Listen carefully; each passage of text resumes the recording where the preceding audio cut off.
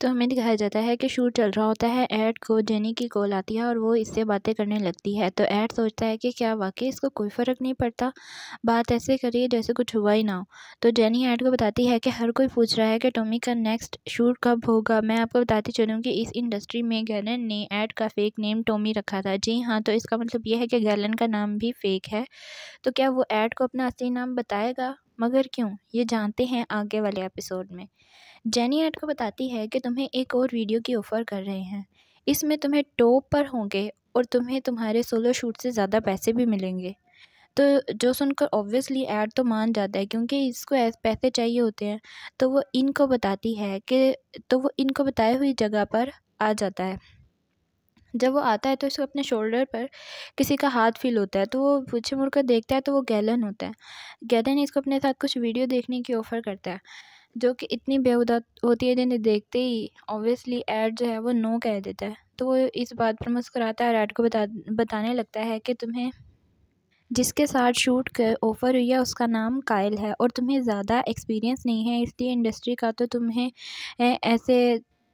तो इंडस्ट्री का एक्सपीरियंस नहीं है इस इंडस्ट्री का, तो मैं तुम्हें ऐसे तुम्हारी हेल्प कर रहा था, तो तुम्हें ये वीडियो दिखा रहा था ताकि तुम कुछ सीख लो। साथ गैलन मुस्कुरा भी रहा होता है और इन्जॉय कर रहा होता है कि देखो ये शर्मा कैसे रहा है।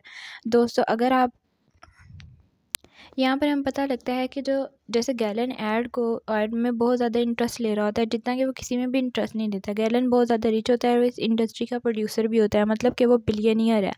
हमें नेक्स्ट सीन पर वहीं आते हैं जहाँ पर गैलन ऐड को बताता है कि डोंट वरी, तुम वैसे भी इस वीडियो में टॉप पर होंगे, तो नो वरीज। मतलब पता नहीं क्यों मगर ऐड जो है वो गैलन के साथ बहुत ज़्यादा ऑकवर्ड फ़ील कर रहा होता है और अचानक ही वो ऐसे फ़ील करता है कि गैलन ज़्यादा करीब है, तो वो अपने हाथ पाँव जो है वो ज़ोर से दबा लेता है और तभी उनको बाहर से आवाज़ आती है कि तुम दोनों यहाँ बैठकर क्या कर रहे हो।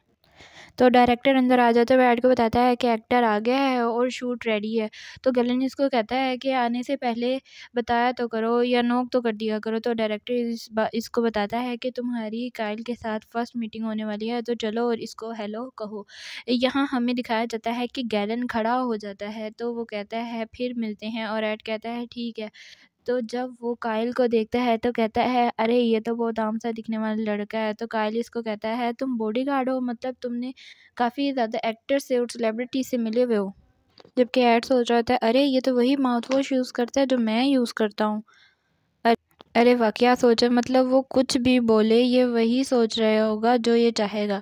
तो गैलन वहाँ पर आता है और कहता है अरे तुम पहले शूट में भी इतना शर्मा रहे थे तो तुम अभी तक बच्चे ही हो। और वो ऐसा लगता है जैसे गैलन को ऐड की कंपनी बहुत इंजॉय करता है। तो शूट स्टार्ट होता है और काइल को हंसी आ जाती है डायरेक्टर को देखकर। तो शूट के दौरान गैलन फिर से सेट पर आ जाता है और पानी देने के बहाने, मतलब चैन नहीं इस बंदे को, ऐड के पीछे ही पड़ जाता है और साथ साथ सकलोंडा भी बनेगा। वाह। तो हमें नेक्स्ट सीन पर दिखाया जाता है जिसमें पार्टी हो रही होती है और ऐड गार्ड कर रहा होता है। तो इसमें किसी बहुत बड़े ओल्ड जो रॉक स्टार होता है, जो सिंगर होता है, उसकी ना पार्टी चल रही होती है, तो उसको ऐड ने सिक्योरिटी देनी होती है। तो जो ऐड होता है ना उसको ये क्राउडेड जगह ज़्यादा पसंद नहीं होती, तो वो अपनी जगह दूसरी टीम को दे देता है और सोचता है अब मेरे मेंबर्स तो मुझे गालियाँ दे रहे होंगे तो मैंने इनको इतनी भीड़ वाली जगह जो दे दिया है। तो अब वो ब्रेक टाइम हो जाता है, तो वो सुकून से जो है भीड़ वाली जगह से निकल जाता है और सुकून का सांस लेता है, चलो ख़त्म हुआ। वो ये कहता है और अरे कहता है कि ऐसे शो होते हैं तो हमें मज़ीद अलर्ट रहना पड़ता है। तो अभी इसको चैंग की कॉल आती है। अब क्योंकि ब्रेक हो चुकी होती है तो वहीं उसका एक दोस्त आ जाता है जो ऐड को देखते ही कहता है अरे इतनी गंदी शक्ल क्यों बना रखी है, लगता है इस कॉल की वजह से तुम्हें आगे पता चलेगा कि ऐड को चैंग इतना बुरा क्यों लगता है और ऐड का पास्ट क्या है। तो ऐड इसको बताता है कि जो चैंग है, चैंग लू, उसकी कॉल आई थी। तो इसका दोस्त भी कहता है, उसकी बुराई करने लगता है और कहता है कि अरे इस साले सांप से बात मत किया कर, तो जहर लगता है मुझे। तो चैंग ऐड को तो ऐड कहता है इस मजाक करता है। तो ऐड जो है इससे मज़ाक करता है और बात टाल देता है और कहता है कि काम पर जाने का वक्त हो गया, मतलब ब्रेक टाइम जो है वो ख़त्म हो गया है। तो वो उस वापस काम पर जाने लगता है और ऐड अपनी वैसे ही सीरियस शक्ल बना लेता है और लोगों को बहुत रौब से कहता है कि लाइन में रहो, लाइन में रहो। तो इसका दोस्त जो डायरेक्ट होता है वो कहता है, वाह ऐड, वाह ऐड, बड़ा ही तू सीरियस बन गया। तो फिर ऐड का काम ख़त्म हो जाता है यहाँ पर और ऐड थक कर जब घर जाने के लिए ट्रेन पकड़ता है तो ऐड के बारे में मज़ीद डिटेल बताई जाती है और इसके बारे में बताया जाता है कि इसकी जो मंथली सैलरी होती है गार्ड की वो 1000 रुपीज़ डॉलर्स होती है। तो जो सारे के सारे खर्च हो जाते हैं, उसके बाद सैलरी में से जो कर्ज़ा उतारने के लिए पैसे होते हैं वो नहीं बचते। तो इसको मैसेज आता है कि जो इसका सोलो शूट हुआ था उसके जो वीडियो के पैसे हैं उसको मिल गए हैं। तो वो सोचता है कि मुझे कुछ फ़ील नहीं हो रहा, मतलब उसे बुरा, वो चाहता है कि उसे बुरा फ़ील हो, गिल्ट फ़ील हो, शर्मिंदगी फ़ील हो या फिर बेचैनी फ़ील हो, उसे ऐसा कुछ भी फ़ील नहीं हो रहा होता।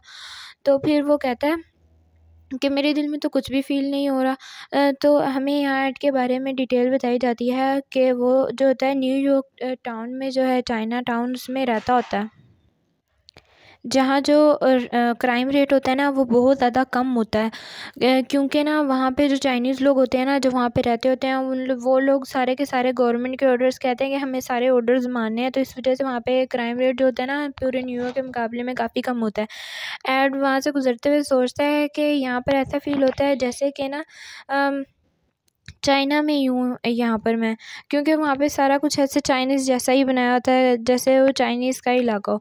तो अब यहाँ पर हमें जो होता है ना आहिस्ता-आहिस्ता ऐड के बारे में बहुत कुछ पता चलता है।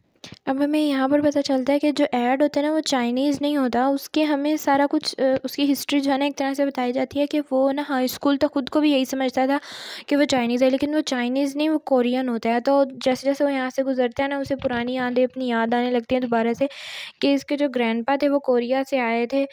इनको ना अमेरिका में ना अपना कोई ख्वाब जो था ना उसके पीछे आए थे कि उनका ये ड्रीम था यहाँ पर आकर काम करना। तो यहाँ पर ना उन्होंने अपनी छोटी सी एक लॉन्ड्री की शॉप जो थी ना वो ओपन कर लेते हैं।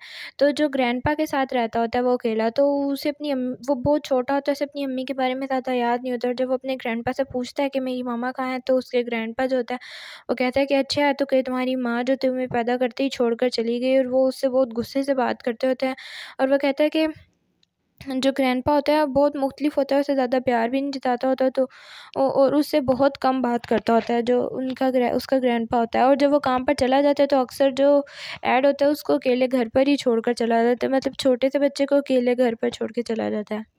जो ऐड होता है ना वो ये चाहता है कि कोई उसे ना बहुत प्यार करे, जैसे सबकी जो फैमिली होती है वो प्यार करती है, तो मुझे भी कोई प्यार करे। तो जब उसे डर लगता है ना तो वो उसी बिल्डिंग के साथ वाले अपार्टमेंट में एक ग्रैंडमा रहती होती है, वो बहुत बूढ़ी होती है और उसे डिमेंशिया की बीमारी भी होती है। उसका नाम होता है लिंग बाओ।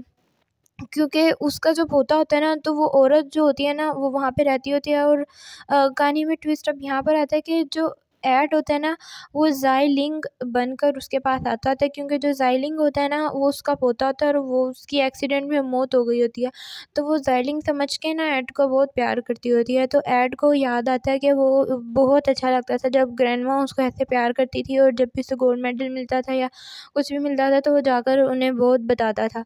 तो ज़ाइलो जो होता है ना असल में तो जो चैंग होता है ना उसको ये सब कुछ पता होता है, लेकिन वो उसे कुछ कहता नहीं होता। जब चैंग को पता होता है ना कि जब ज़ायो की एक्टिंग करता है तो उसे वो बहुत बुरा लगता होता है ऐड। तो चैंग के बारे में हमें ये पता चलता है कि चैंग और ऐड एक दूसरे को बहुत पुराने जानते होते हैं। तो ऐड को भी पता होता है कि चैंग इसको ना पसंद नहीं करता होता है। और ऐड तो जब वो उसका सौतेला, और जो ज़ायो होता है ना वो चैंग का सौतेला भाई होता है। तो जब ऐड सोचता है कि जब मुझे ग्रैंडमा लिंग बाओ बहुत प्यार करती है तो मुझे बहुत अच्छा लगता है, मगर अब वो मर चुकी हैं और काफ़ी देर हो चुकी है और वो इस दुनिया को छोड़ के जा चुकी हैं। और अब मुझे जानने वाला कोई नहीं है जिसको मैं अपनी फैमिली कह सकूँ। ऐड ये सब सोच ही रहा होता है, एक दरवाजे के आगे आकर खड़ा हो जाता है। वो दरवाज़ा ना बहुत अच्छा, जैसे चाइनीज़ ट्रेडिशन होती है ना ऐसे सजा हुआ होता है। मगर वो ना वो होता ये है कि जब चाइनीज़ के गैंग वगैरह आते हैं, जब उन्होंने पुलिस से बचना होता है तो वो उस दरवाजे के पीछे जाके छुपता है, मतलब कि वो उनका ना हाइड आउट होता है, सीक्रेट हाइड आउट होता है, जिसे वो जब पुलिस से बचना होता है तब वो जाके ना छुपते हैं। तो वो अंदर जाता है और इसको एक लड़का मिलता है। तो ऐड को ना यू वॉन कह के बुलाता है, जो कि तो वो बोलता है उसको कि यहाँ आप लोगों से तो ऐड सोचता है कि यहाँ हम उन लोगों से मिल सकते हैं यहाँ पर आके, जिनको हम अच्छे से जानते हैं, जो आपका सही नाम आपको बोल सकते हैं। तो वो ऐड को देखकर कहता है, कैसे हो दोस्त, बहुत देर बाद मिले हो, और चैंग कहाँ है? तो वो लड़का ऐड को कहता है कि तुम इससे मिलने के लिए आए हो, वो तो चला गया है मगर शायद वापस आ जाए कुछ देर बाद। तो ऐड कहते कोई बात नहीं, मैंने उसे कई बार कॉल किया लेकिन उसने तो कॉल उठाई नहीं है, तो तुम अकाउंट बुक ले आओ, मैं साइन करके चला जाता हूँ। तो वो लड़का ऐड को रोक लेता है और कहता है, नहीं मैं तुम्हें कहीं नहीं जाने दूँगा, तुम्हारे लिए कुछ खाने के लिए लेकर आता हूँ। तो कहता है फिर मैं अकाउंट बुक पे साइन कैसे करूँगा? तो वो लड़का जो होता है साथ ही किसी को कहता है, जाओ अकाउंट बुक लेकर आओ, और जल्दी से उस लड़के को भगाता है, और वो लड़का जो होता है अकाउंट बुक लेकर आता है। और साथ ही जो वो लड़का होता है ना, जो ऐड होता है उसके खाने के लिए बहुत मज़े की डिश भी ऑर्डर कर देता है। तो ना जो ऐड होता है ना बहुत इंजॉय लेकर डिश खाने लगता है, और लड़का उससे कहता है कि अगर तुम्हें और चाहिए ना तो मुझे बताना। तो वो ना फिर वो जो बुक होती है ना, अकाउंट बुक, उसे लेकर बैठ जाता है। उसे कहता है, अरे वाह, तुमने इतने दिनों में तुमने लास्ट वीक में 2 टाइम्स तुमने जो है वो डिपॉज़िट करवाया है, जमा करवा दिए पैसे, और वो भी 5000 लास्ट वीक में। तुम क्या बहुत ज़्यादा काम कर रहे हो? और वो उसे उसके काम के बारे में पूछने लगता है। तो वो भी हैरान हो जाता है कि तुमने इतने ज़्यादा पैसे कमाए कैसे? तो यहाँ पर जो होता है ऐड भी होता है, वो सोचने लग जाता है, मैं इसको क्या जवाब दूँ? तो दोस्तों यहाँ पर जो है ये कहानी का जो 3rd पार्ट है ये ख़त्म हो जाता है। तो फिर 4th पार्ट जो है मैं इसका लेकर आऊँगी, लेकिन उसके लिए आपको जो वीडियो को लाइक करना पड़ेगा, एटलीस्ट 20 लाइक्स तो करें, तो ताकि मुझे पता चले कि आपको ये वीडियो पसंद आई है, और फिर मैं इसके नेक्स्ट पार्ट लेकर आऊँगी।